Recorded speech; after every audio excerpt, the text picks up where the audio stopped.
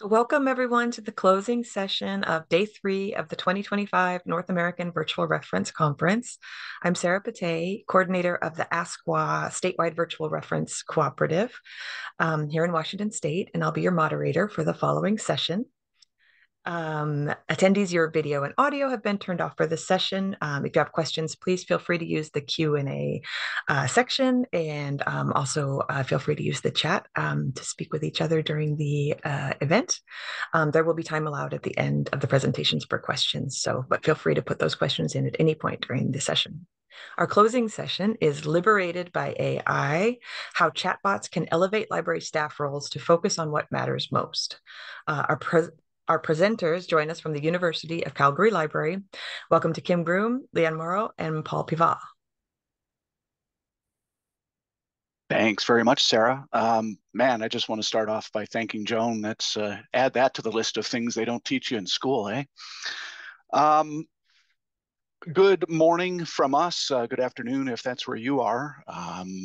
As Sarah mentioned, we're going to be talking about our journey with our chatbot, and we'll get into that in just a moment. But first, the University of Calgary, located in the heart of southern Alberta, both acknowledges and pays tribute to the traditional territories of the people of Treaty 7, which include the Blackfoot Confederacy, comprised of the Siksika, the Piikani, and the Kainai First Nations, the Tsuut'ina First Nation, and the Stoney Nakoda, including Chiniki, Bearspaw, and Goodstoney First Nations. The city of Calgary is also home to the Métis Nation of Alberta, Districts 5 and 6. What you've got there is a nice aerial view of campus. It's not quite as green today, but we are kind of right in the middle there in the checkerboard looking building. That's the Taylor Family Digital Library.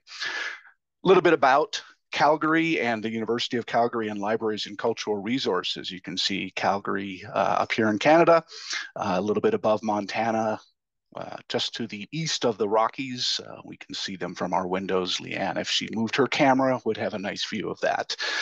Libraries and Cultural Resources consists of 7 branch libraries. We've got about 159 staff, and we serve about 37,000 students here at the University of Calgary. Just a little bit shy of 5,000 academic staff and faculty, just employees at the university. It's about 4,700. And of those 37,000 students, the majority of them are undergrads, probably about 26,000, and then maybe 8,000 or so graduate, plus a lot of part-time students within there as well. So that kind of situates our institution. Just another little note about cultural resources. So libraries is kind of obvious. Cultural resources also includes the press at the University of Calgary and the museum and archives. So that's where that side of things comes from. And again, we're going to be talking about our journey with our AI chatbot, basically. We call them T-Rex. We'll be talking about the inspiration, the preparation, how we got to now, what we hope to do in the future, that type of thing. But we're going to spend a fair bit of time actually talking about what it has allowed us to do as humans. So that's what we hope to spend the majority of our time on. A little bit of history of our chat service here in the library. I was actually just trying to go back. Our initial slide had something like 12 plus years, and it's actually 15 or more years that we've had some sort of chat service here in the library. And it started back around 2009, I think. So we've done online chat one way or another for an awful long time. Responsive chat. So that is the idea where you visit a page and something pops up and says, hey, would you like to be helped? And we started with that pop-up, which we didn't run for very long. We did do some feedback and surveys, and people kind of said, yeah, that's a little bit annoying. So we now have kind of a bug, an icon that appears and shimmies a little bit, but it doesn't pop right open. But we've been doing that for about 5 years now. As with all of you. We saw the heaviest uptake of all of our chat services during COVID-19. And we'll talk some about the statistics and what changed as a result of all of that. We are staffed by actual humans between 9 to 5 every single day of the week. I think 10 to 5 on weekends. So we do offer human operators as well, and that's usually library staff, but also some librarians from time to time. And again, we'll kind of be dipping in and out of the timeline as far as both COVID-19 and the launch of AI and what that has meant for us as well. So, some of the reasons that we didn't just move to a bot, but added a bot, high volume, again, during COVID-19, but even before that.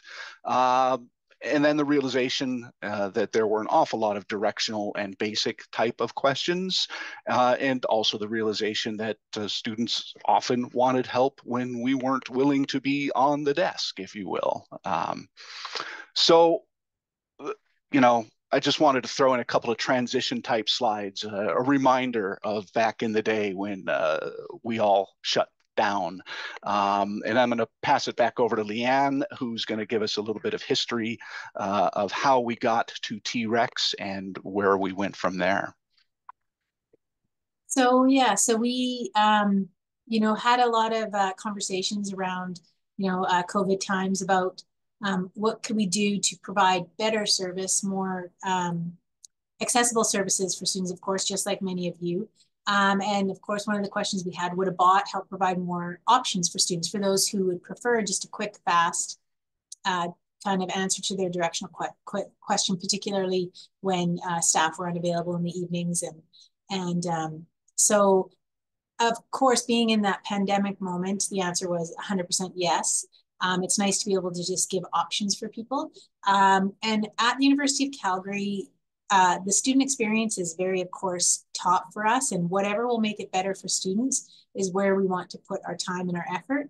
And so, our vice provost said 100% let's do this bot, because that is absolutely another option to be able to add for students during this time. We already had a campus chatbot in place, and it was the office of the registrar that had been using one. So we started to investigate and try to figure out, okay, they've got one going, what could we possibly put in place that might be a little bit easier to implement if someone else has one on campus, and what can we do with that and learn from them. So that was kind of our inspiration. Go to the next slide. So when it came to getting this into place, we did a little of investigating, of course, in 2020, and realized that we could use some assistance from a chat bot. We ended up being able to implement T-Rex. So we decided to call, because there was already a campus Rex bot operating at the registrar, we decided to call our bot the Taylor Rex, which is a takeoff of our Taylor Family Digital Library. So T-Rex became our name for our bot. And you can see the picture there of T-Rex with the mask on. So that was kind of our implementation. 2021 in August, we were still primarily online and not in person here on our campus. So we knew that if we put the bot in place and we got that implemented, it would really address that need of higher demand that we had been seeing during this kind of time of remote learning. And again, offering students that other option for asking a question and getting that kind of direct help at times when we were unavailable. We decided to go with the Ivy bot once we talked to the registrar and we looked at, they had been through the process with Ivy already, and the paperwork had all been signed. Legal had signed off on the use of the bot. So it was a little bit of an easier process because they had already had a relationship with the company. The bot looked good to us. So we decided to go forth with using Ivy. Again, changing that name was allowed us to differentiate. I will say though, at the beginning of implementing the bot, there was some confusion. A couple times we had to kind of figure out what was going on between the students and the registrar bot and our bot. Some of their questions were coming over to ours, and we're getting questions that were clearly for the wrong bot. So we had to make sure that was a streamlined process, but we managed to fix that up. And one of the things we realized immediately, we did require a bot administrator, which both Paul and Kim have had a role as the bot administrator. So Once we had a staff person kind of and a librarian figuring out who could lead this, we were kind of good to get this implemented and ready to go. So I'll turn it over to Kim now. Thank you, Leanne. Can you hear me all right? All right. Okay, hello everybody. I've got the numbers fan section. Are you ready? So, in preparation, as Leanne has mentioned, the bot's a great idea for us as another option for students to contact us. And so this is what we did. What we have here is just a word of the top 10, 8 words that came up in transcripts, live chat transcripts. And we use these previous live chat transcripts or questions to determine the most popular topics. And immediately we could tell 14 to 24% are easily bottable questions. For example, what time does the library open? Can I come to the library? Where do I return books? So very straightforward questions. It took us about 40 to 50 hours to prepare these numbers, let's say. LibApps exported the live chats for a certain period of time. So we had about 3,000 transcripts. That took 5 minutes. Excel, taking out all the characters, cleaning it up, making it all lowercase, finding words that were related. That took about 30 minutes.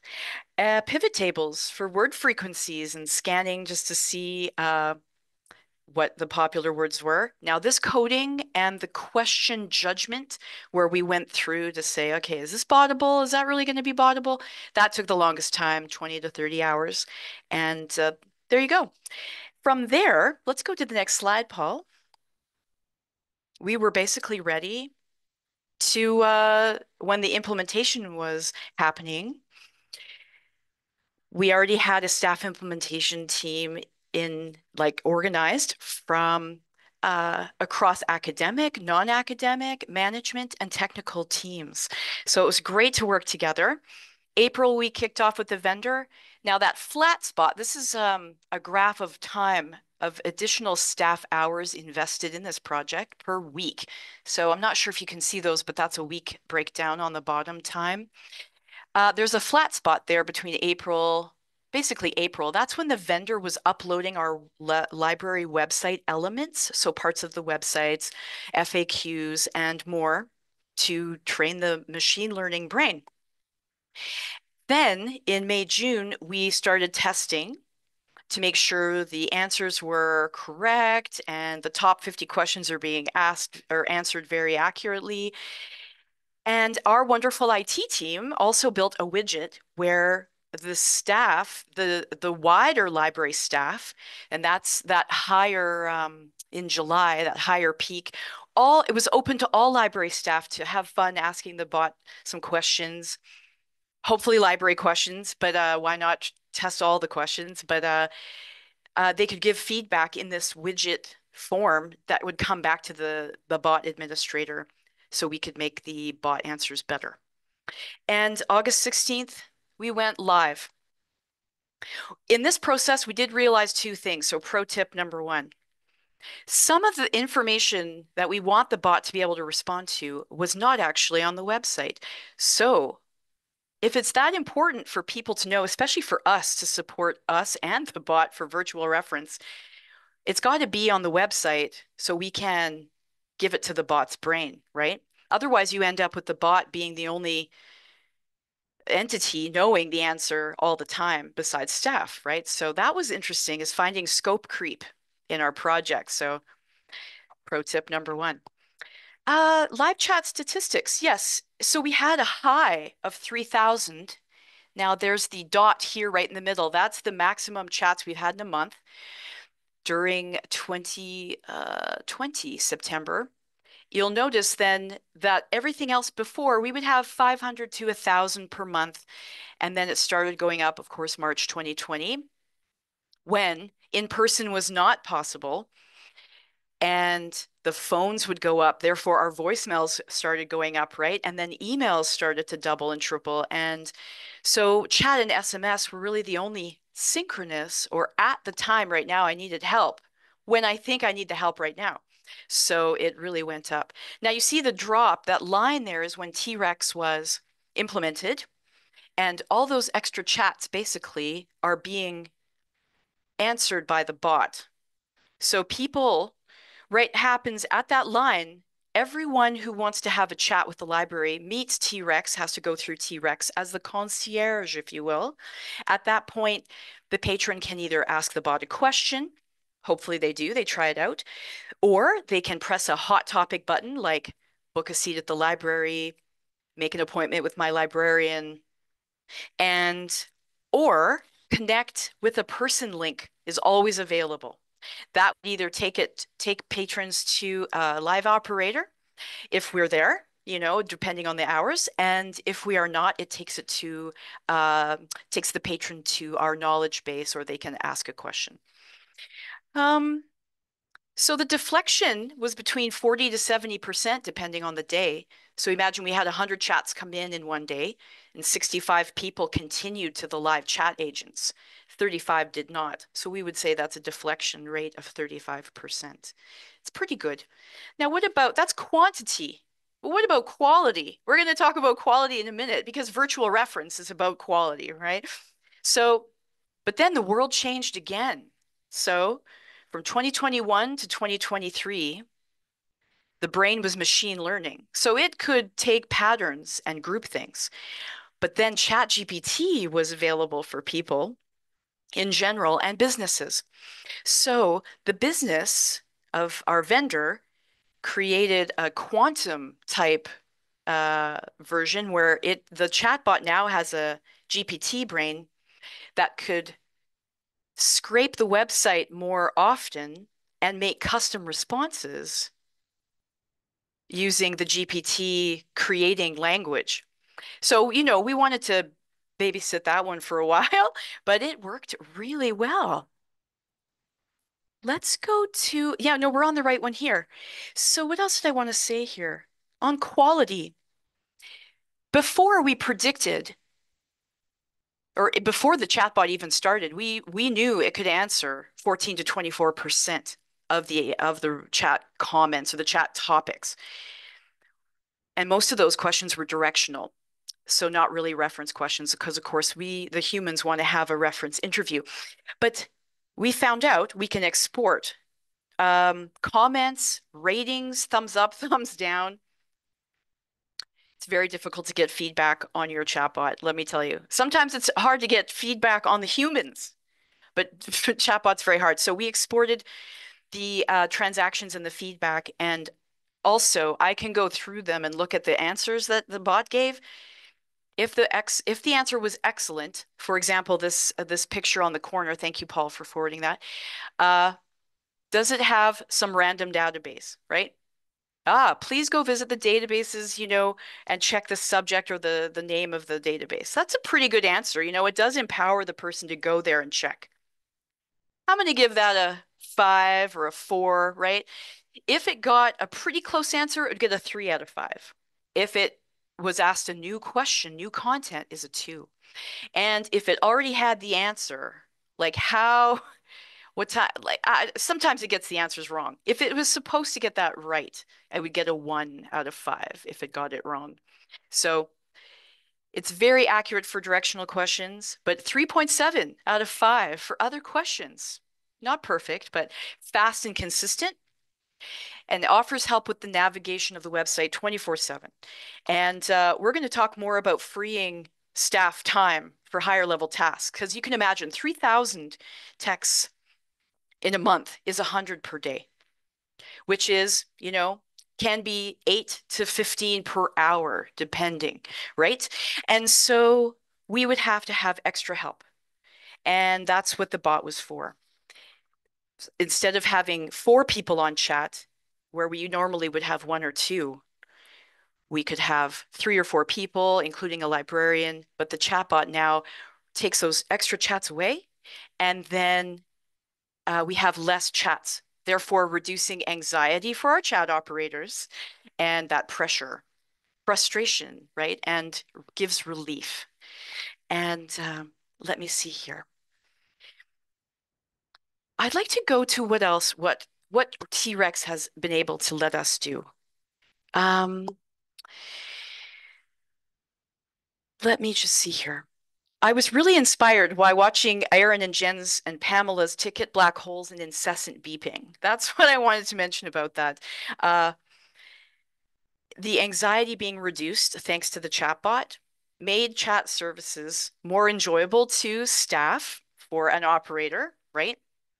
But also, as a chat operator, I like to be effective. I like to be knowledgeable. Things like, what's the mailing address to the library if I wanted to mail books back? I can actually ask the chatbot. When if I try to look it up on the website, it's actually remarkably difficult. So I can ask the chatbot because I know it knows that off by heart, or the floor plans, something like that. And providing faster tech support. Let me rephrase that. When we have a database or a platform go down, or access is becoming like if it's a trouble, students or other users can create a tech ticket 24/7. And we'll get them all in the same queue to say, okay, something's up with Web of Science, Web of Science, Web of Science. That empowers our IT team also to see, oh, they've got the person who was using it, when they were using it, what they were trying to find, and when. So it helps our IT team figure out the tech troubles too. And ultimately, it allows us to focus on more projects like Kaylee and our Center for Artificial Intelligence Ethics, Literacy, and Integrity. And that's one of the many things we were empowered to do, like liberated by the AI. The last slide I have here is it gave us the ability to provide service for students 24/7.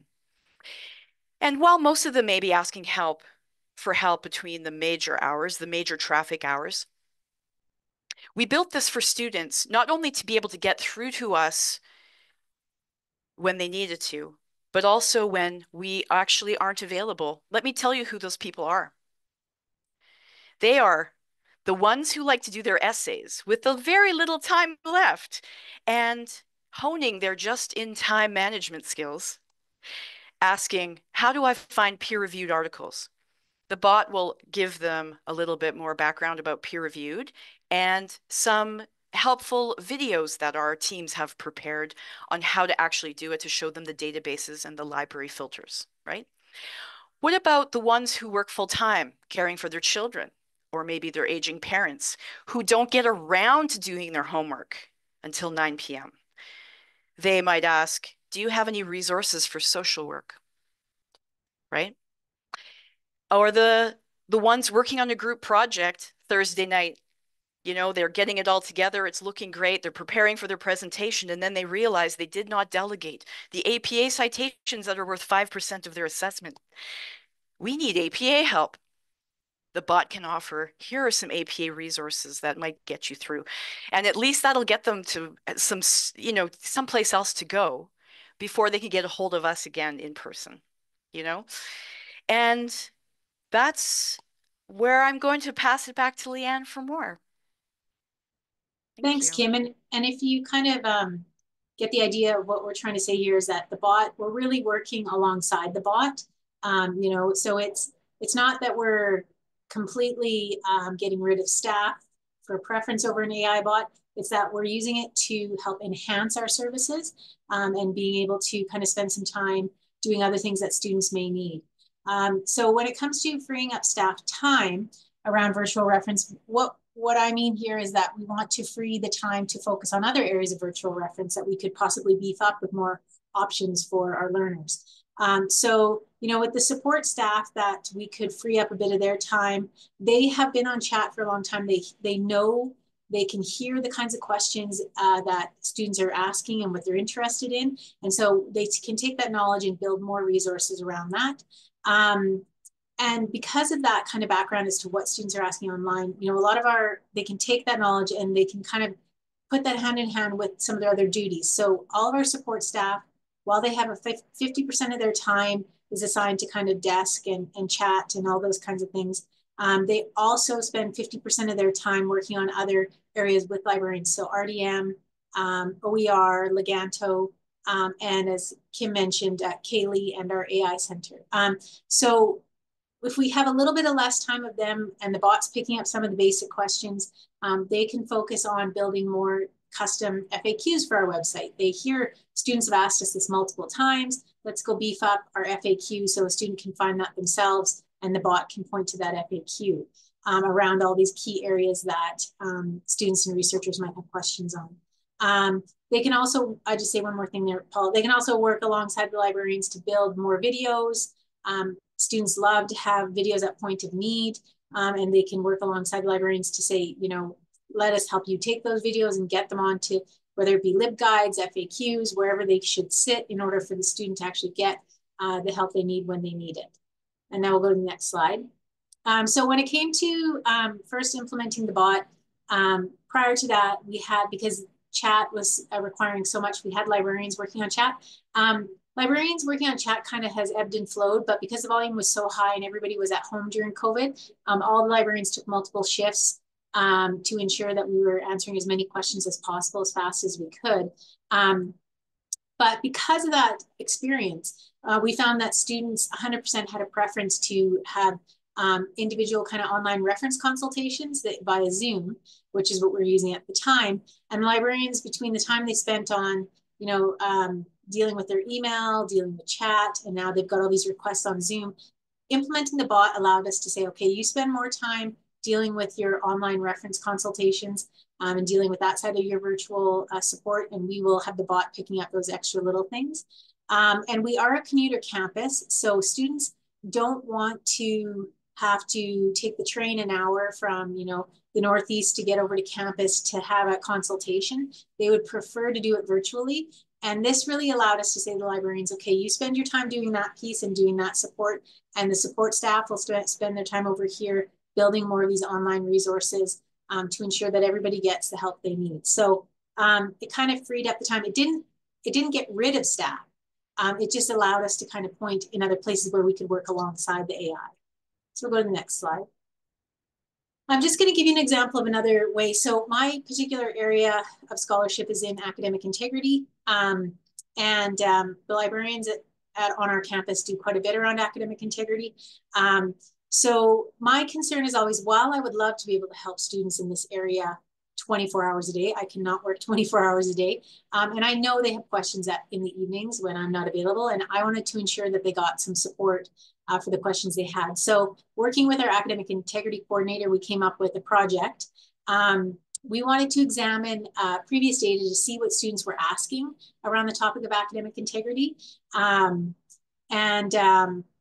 What I did is I went to Kim and I said, could you possibly run this data, pull this data for me around academic integrity? Here's all the words we're looking for.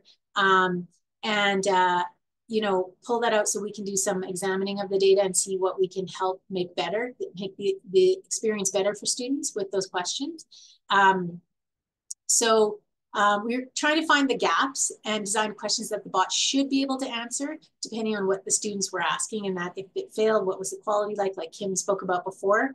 And then I wanted to go in and fix the bot and then test it to make sure it could actually help students when needed. So we'll go to the next slide. So we found, once Kim pulled everything together for me, we found that, okay, this is a time period when we saw APA 7th edition being launched. So we had a lot of questions around citing correctly, around reference managers. They wanted to talk to our Student Success Center. How do I get in touch with them? That happens to be where our Academic Integrity Coordinator sits, in the Student Success Center. So they had lots of questions about plagiarism detection software, which we do not have on our campus. So we have a lot of questions about that. And then how do I get help learning how to make a reference manager work? And then basic questions like, how do I avoid plagiarizing? And these are questions that were coming in all hours of the day. But my concern was mostly the times from like 5 o'clock until the next morning, 5 p.m. in the evening till the next morning. How are we helping these students with their integrity questions to ensure there's a lot less anxiety around that? So this is what we discovered when we pulled all the data. There's a lot of questions. And if we go to the next slide. So first thing I wanted to do is look at the questions and see what the quality was. So in this case, like the first one, can I talk to someone about plagiarism and academic integrity? And I looked at where the bot was going, and it was like, okay, well, it's not going to the places I really want it to go to. So I can go in then and fix the question. And I got it to go to the student handbook first. We have an academic integrity handbook online. So I fixed it there, and then I got it to then get to the contact for the academic integrity coordinator. And then, you know, that little, please feel welcome to complete this form at the end there. So at least if the question came in like this at midnight, the student would have something to start with in the evening, and a place to kind of look. And our student handbook is very focused on what kinds of questions the student would ask. So this is why I needed to go in and fix what the bot was currently doing to ensure there was good quality for a student in the evening. Go to the next slide. The next thing I was able to do with the academic integrity coordinator, her and I sat down and we looked at the commonly asked questions from the data. And then we went in and went, okay, so maybe we can add some more support in here through, you know, looking at the questions and then creating more intentions. So more places for the bot to look. The bot itself had scraped content on the library site, but it had not scraped content on the student success site. So we had to manually go in and add a bit of that so that the student could actually get to the place it needed to go with these questions. But we also saw some gaps, and we thought, well, we could create some new intentions here, some new content. We could add in some videos and some images into some of our research guides and point the bot to that to help the student get quality answer in the middle of the night around their plagiarism questions, that kind of thing. So we were able to do that by reviewing that data and trying to improve the virtual experience for the student. Go to the next slide. And Kim had made mention of our center before. So because we had started to learn to work alongside the bot like this to improve that virtual experience, what it then led us to do is just be a bit more comfortable in the artificial intelligence area. And this is a center that I started in partnership with the Workland School of Education. So it's a center that both Kim, Paul, and myself work with. We, again, on the virtual side of things, it's allowing a student to have a place to go to ask a question around artificial intelligence, particularly related to integrity, to ensuring that they have integrity. Here you see that it's a link to their consultation form that we have, where a student can ask a question and just say, like, I'm not sure, can I do this with AI? Am I allowed? And that question will get answered by one of us. And the center itself offers a ton of online workshops. And we're seeing a very, very large amount of success with those because people are able to just be at their desk and, you know, listen over lunchtime to sessions that they're quite interested in around artificial intelligence and integrity. And because we have experience of seeing how the bot can enhance that virtual experience, we felt quite comfortable moving into this area. And you know, we put a lot of time into building this up and ensuring that we have more options for people to learn about these areas through a service such as Kaylee. And now I will go to the next slide. We will turn it over to Kim for some reflections. Hello. Yes, I'm looking forward to questions as well. But every tool does have a weakness. You know, it's not perfect, including T-Rex. So the biophilic nature of people, anxiety is a thing. AI anxiety, right? So people generally, you know, now that I think of it, if we did a poll, we have done polls before, and you know, how if you reflect on your experience about having a chatbot interaction when you just want a quick answer from a person, right? So it's a thing. Um, People prefer also a clear and direct answer now, not another link, which the bot will provide, right? Hopefully it's a link to a good resource. Um, People often ask non-library questions. It's fascinating. I think 10% of our questions that come into the bot are like, where do I get a tax form for, you know, like where do we get tax forms? How do I talk to a lawyer about my landlord? Like important questions, not library website questions, right? Which the bot is not trained on. So the bot's going to get a 2 out of 5 on every one of those questions. Opportunity costs. So now here we have this bot, right? What are the person hour times for maintaining it? Would it be better just to have a person I don't know, right? So these are things that when you have a project this you want to measure, thinking about, and risk of incorrect information from the bot. I mean, honestly, goodness, the library, I would say, we have low stakes questions, but we do have risk to reputation and brand. The worst case scenario is a lost book. And if someone says, "Can I replace a lost book?" and a bot says, "Yes," and then the person goes and buys the book, what? I don't know. We are highly aware of bots being held accountable.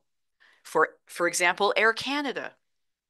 I won't get into it because I know you all probably like looking things up, but Air Canada, their bot was held accountable for giving a bad answer. So these are things we have to think about. You know, let's go to the next slide. This is a bubble map of all the words that people use when we look through the transcripts of, can I just talk to a person? Is there someone? I want someone real, right? Agent, please. Somebody else, not a T-Rex. So people will still always prefer humans.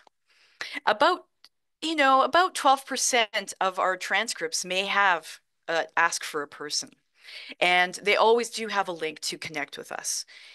Um, but I thought you'd enjoy this. I think we have one last slide. This is a word cloud that we made for the feedback we got from human live chat over the first month of the pandemic. People thanking each other, not only chat operators, but thanking for your patience, but also thank you for being here for us. Thank you for helping us during this time. Thank you for being accessible, and did I mention the chats? Not only did we have more chats, they were longer. They were at least, on average, 72 seconds longer. And there were 2 to 3 more interchanges between patron and operator. And these are empathetic exchanges. I think that's worth a whole another academic paper, actually. But it's like, how are you? No, really. Thank you for being there, right? Instead of, hey, I'm looking for this book about Giacomo Balla, It's like, no, really. Thank you. So I wanted to say to you, for all the virtual reference people, while we've got this up, that this is for you as well. We do our best, keep learning, start with the human connection, and know that humans appreciate you, even if they don't say it. And they don't say it enough. I'm going to hand it back to Leanne because I think there is another thing there.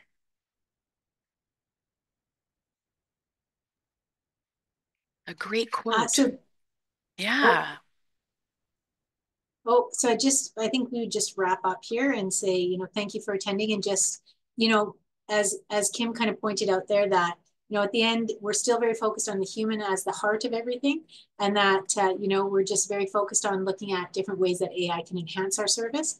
And the bot happens to be one to be able to enhance our service, not replace it.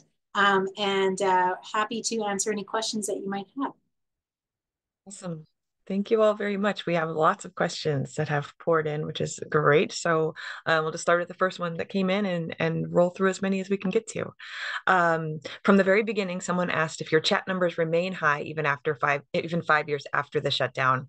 They said they know that theirs have dropped back down to quote unquote normal. I'll field this one. Yes, definitely. They've dropped down. And now that we have the in-person method as well, I would say it's gone back to normal.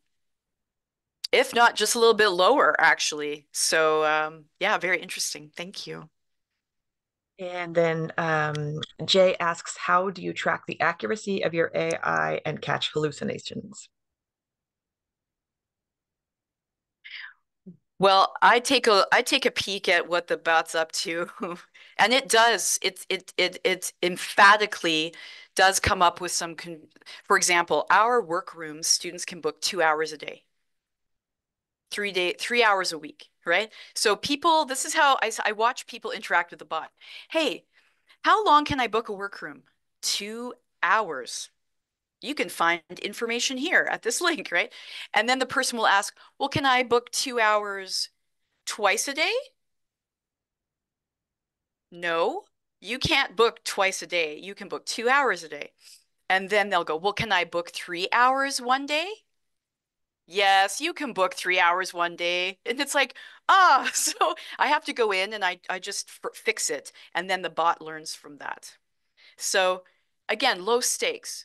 And ultimately, the student's going to go book something and they're not going to be able to book more than 2 hours. So they'll contact us, hopefully. But just little things like that. Yeah. But Just we to watch kind of it. add Yeah. on to that, one of the nice ways that this particular tool from Ivy is built is that really the knowledge that it has does come from our websites. The way it talks, the way it strings language together, that's ChatGPT, but it isn't making stuff up or grabbing stuff from the wide web in general. It is pretty well grounded, so that the whole idea of the retrieval augmented generation, I think, is what the RAG stands for. It does do a pretty good job of staying on base and not just totally making things up. Like I don't think it would offer a service that we didn't offer. It wouldn't allow you to book a work room or suggest that you could if we didn't offer that service. It knows something about what we've got. Thank you. Another question. Did you investigate the rate of dissatisfaction with the bot? I'll answer this one. I'll just be right there. Um, we do, like when we get the feedback, again, like I said, it's hard getting feedback directly, but when we do get feedback, I'm afraid to say it is a 1 or a 2 out of 5. Hopefully people expand on it, like they'll give a word comment about what they didn't like. And a lot of the comments, I would say maybe 30% of the comments will be, this shouldn't be used to replace people. But we're not, that's not what the tool is for, right? But we do get feedback, and I'd love some ideas about what other metrics you think would be helpful. Yeah, because we'll find them. The next question is, do you find, though, that students don't know when they are talking to a bot compared to a person, so that the person-to-person interaction is more curt and rude because people want a bot to answer? I think it is pretty clear, and we've worked hard at that distinction. It's, we think, very obvious when you first start interacting with T-Rex that, it introduces itself as a bot. It tells a little bit about what it's good at and the types of things it can answer. And then the only way to get to a human is to choose either a button or a link down towards the bottom of that screen that says, yeah, you're not really helping me out. I'd like to talk to a human. When you then get launched into LibChat, SpringShare's LibChat is the service that we use. It is stated, now you're talking with a person. And yeah, I'm sure there are still some who don't believe it, but it doesn't seem obvious. We don't really run into that as an issue, if you will, where people are now talking to the human as though they were talking to a bot. Might be clearer than some of the more recent, places where people just assume they're talking to a bot because they're so used to seeing it on other websites where they chat. So that's interesting. The next question: are you confident that IV.ai scrapes all PII before sending data to GPT? Good question. And I'll have to double check on that. First of all, we don't collect any PII. If it was included, if somebody said, I am so and so and I have a condition, that would remain in the transcripts. My hesitation is I'm not sure that any data is going out to ChatGPT. I know that they have licensed, and I'm 99% sure it is from OpenAI, but believe everything is going through Ivy's servers. They do have good confidentiality policies, but yeah, it's still a good question. I think what we'd fall back on is that we don't ask for any PII, and yeah, just kind of leave it at that. Good question, though. Thank you. Next question. One challenge we have with our humans at the desk is whether and when they need to refer a question to a subject librarian. How does the AI know when to forward a question to someone else instead of answering it themselves, and how often does that happen? I'm not sure if Kim, if you have the data on how often that happens. I mean, I would say so because like Paul had pointed out, you know, the bot is, you're able to say to the bot, I want a person, and you're to push it somewhere else. You're dissatisfied with the answer you're getting, that kind of thing. So that can be done on the learner's end.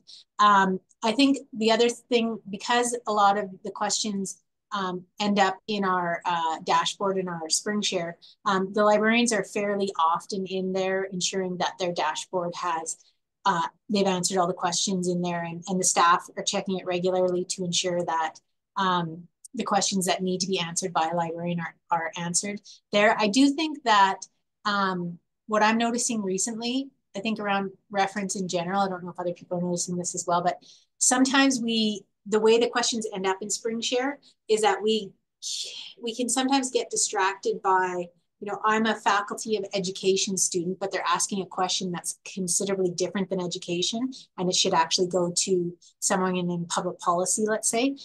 So we tend to get distracted by the identifier information sometimes, like what they say in the question, like I'm in this faculty, and we stop focusing on the content of the question. And that's what I'm trying to get people back to remember that we have to ensure that we're looking at the fulsome question that's being asked in there, and ensuring that the question gets referred to the right librarian rather than multiple different librarians who go, okay, well, you're education, but you're actually asking something that I can't answer. It should be over here. So I think sometimes we get a bit distracted as to how that next stage of referral comes in. And we have to kind of get back to our basic kind of reference interview skill set as well, whether it be in person or virtually like that. So I just mentioned that. I'm not sure, Kim, if we have the data on that referral type piece. Thank you. Sure. Yeah, we have when the bot is not sure, or it feels it doesn't have an exact answer. So with a lot of AI, there's percentages. I won't get into it, but when it does not feel confident, it actually gives a low confidence answer. And it will say, I'm not sure, or something like this. I can't exactly remember the words, but it's like, so I don't think I am great for answering that question. Would you like to rephrase your question or contact a person? So it always gives contact a person. So if it feels it's in trouble and not giving a good answer, it will refer to a person. Yeah. Thank you. But how often does it happen? I believe, I'm just trying to think, Paul, remind me, we have a dashboard too, and the no confidence line is pink. I think it's like maybe, depending on the month, maybe 5 to 12%. So most of them are green, like confident, and then we have this line here that's like pink, but it's a no confidence response. Yeah, they'll always refer to a person. Next question is, were you ever part of a chat consortia, or was it always just for U of C students? I think back in the day, Paul, our initial, if you recall, I think was the provincial chat consortia that we had. I believe U Calgary participated in that one as well. The very, very early stages of chat. So this would have been about 2007, I think, before we had our own. There was a provincial one that I believe U of A, U of C, and some of the public libraries participated in, but that was very, very early on. And then it shifted into our own chat. Thank you. The next two questions I'm going to kind of combine because I think they're related. One is, what is the cost of the product? And the related question, and another kind of cost I think that they're asking about is, have you grappled with the environmental costs of using AI? Those are big questions. I'm not entirely sure financially. I don't have that because it actually, the way we work things here at UCalgary, that budget actually sits within our technology unit. And even though we're the front end people delivering that service and support, the money that pays for it has come out of somebody else's budget. So on that side of things, I don't off the top of my head, can't tell you how much it costs. And I would suggest that it probably costs different for everybody based on your FTEs. And I know someone asked that in the chat as well. I think we said about 37,000 students that we have here. So it would be dependent on that as well. And then the environmental impact of it, we have not really, grappled with that particular side of it. It's definitely something that is on the minds of our students and it's on the minds of our staff. And it's something that, we're definitely thinking about. And, but early stages when we first adopted the bot, I will say that it wasn't even really a topic that came to be totally transparent with you. It wasn't something back in the day, like 2021 there was not a topic that was even high on our radar. And I think now over time we've become more aware of it and definitely have to spend a bit more time thinking about that for sure. It's a good question. Thank you so much for the presentation and for answering all these questions. That does it for our final presentation of our final day. Thank you everyone for being here. I am putting in the chat right now. The first is the email to the NAVROC committee. So if anyone is interested in maybe joining the committee for planning 2027, of course, we won't start that for a while yet, but if you want to put your name in the ring to get contacted when that happens, that's what that top email is for. And then of course the feedback link is also in the chat as well. So please fill that out and let us know what you thought.